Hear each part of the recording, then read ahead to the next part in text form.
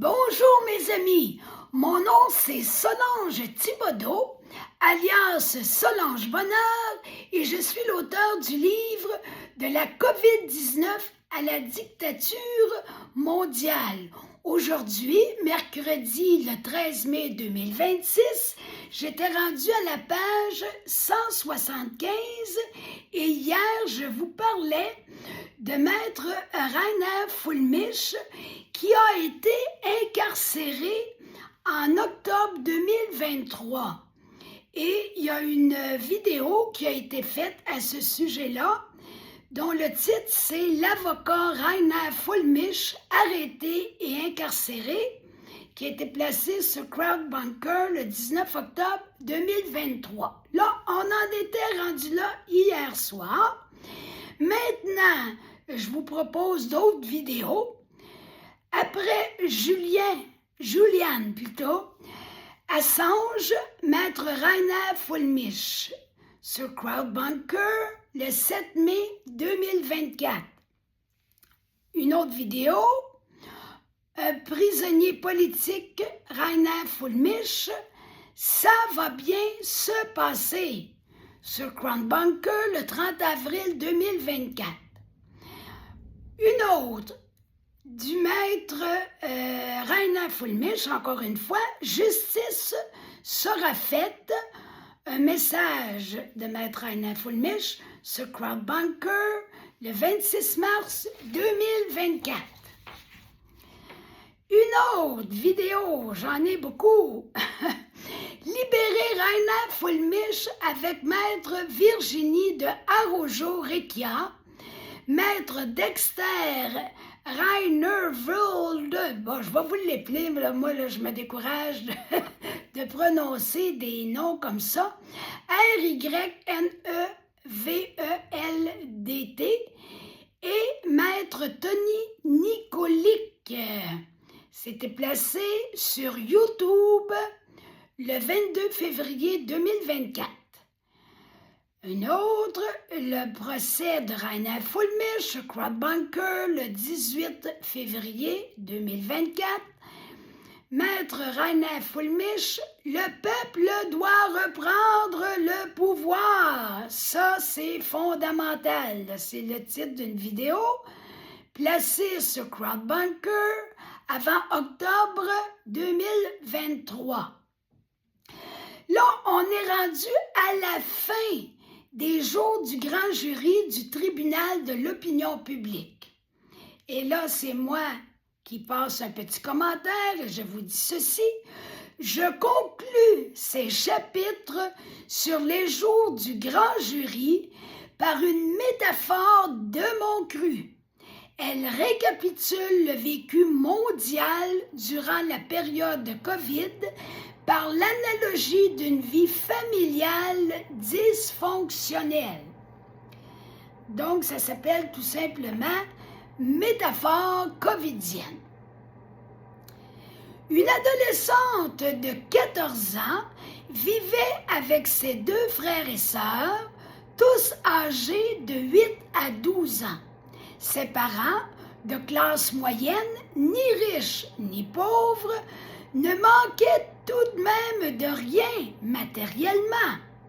De la maison, le couple accomplissait du télétravail relatif à des contrats de bureau.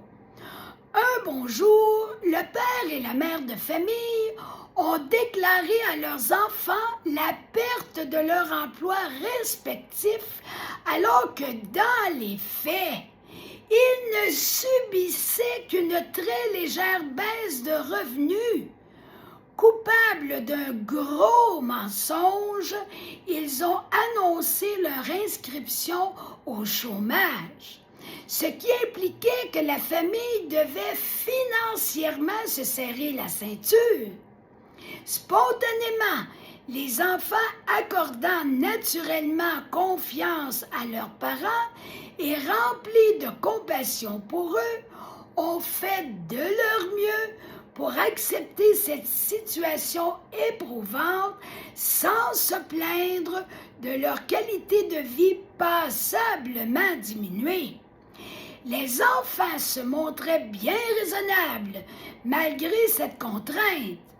Bien disposés, ils n'ajoutaient pas leur propre frustration à la souffrance de leurs parents. Les parents régulièrement entretenaient l'espoir de jours meilleurs dans le cœur de leurs enfants. Ils leur répétaient que la situation ne s'avérait que temporaire, que papa et maman finiraient bien par trouver du travail éventuellement et que, par conséquent, tout rentrerait dans l'ordre sous peu. Ce qui ne se produisait jamais, malgré une année complète de sacrifices et de promesses jamais tenues. Ça vous fait-tu penser à quelque chose?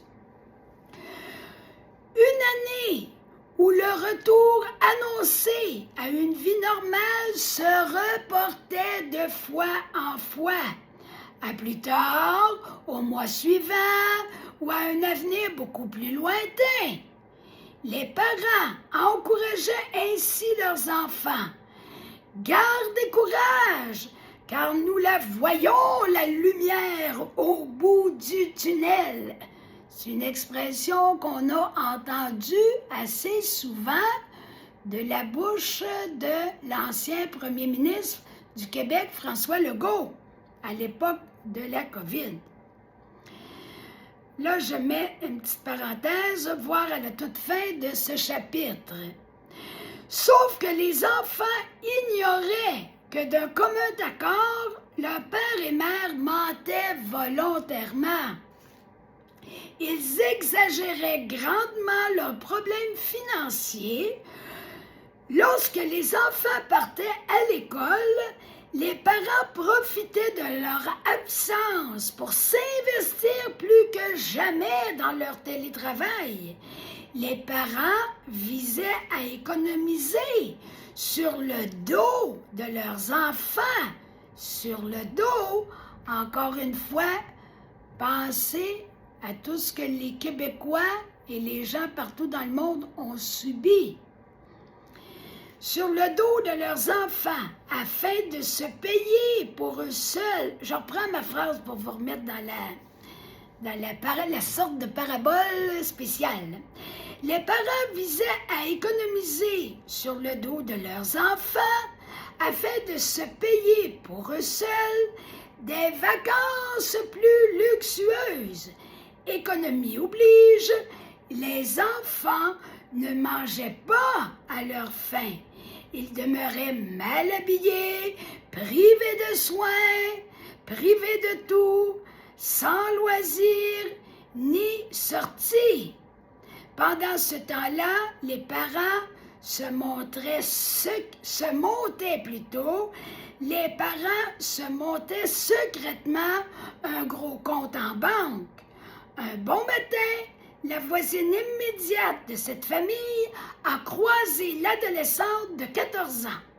Elle lui mit la puce à l'oreille, indiquant qu'elle soupçonnait sérieusement ses parents d'une faute grave, celle de mentir au sujet de leur état de chômeur.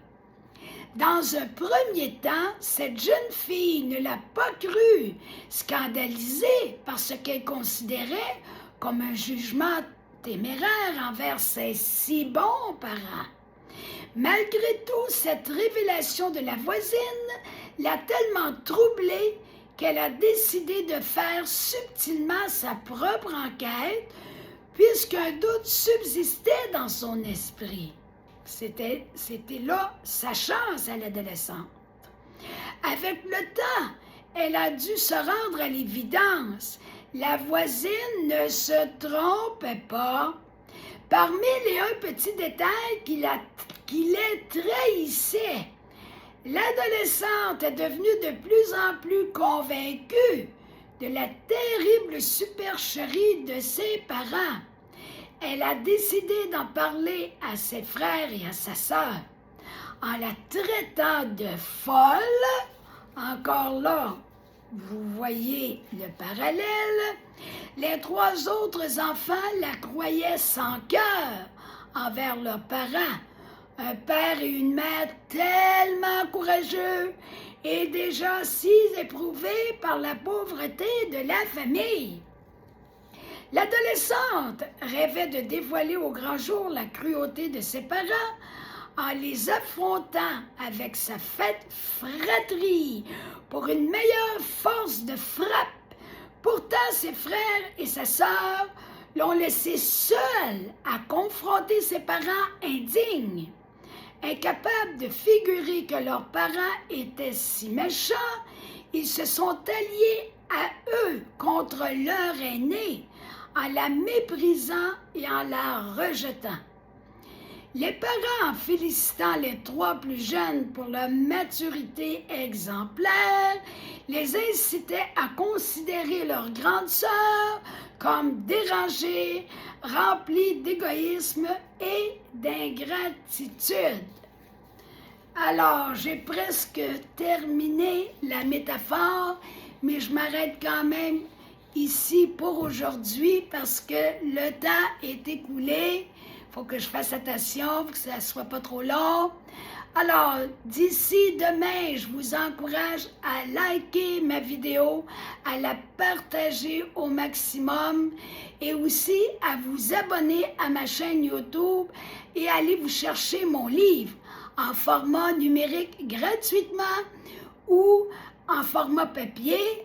Vous pouvez avoir toutes les informations pour vous le procurer en allant à ma première publication de ma page Facebook. Alors, bonne fin de journée tout le monde et on se retrouve demain.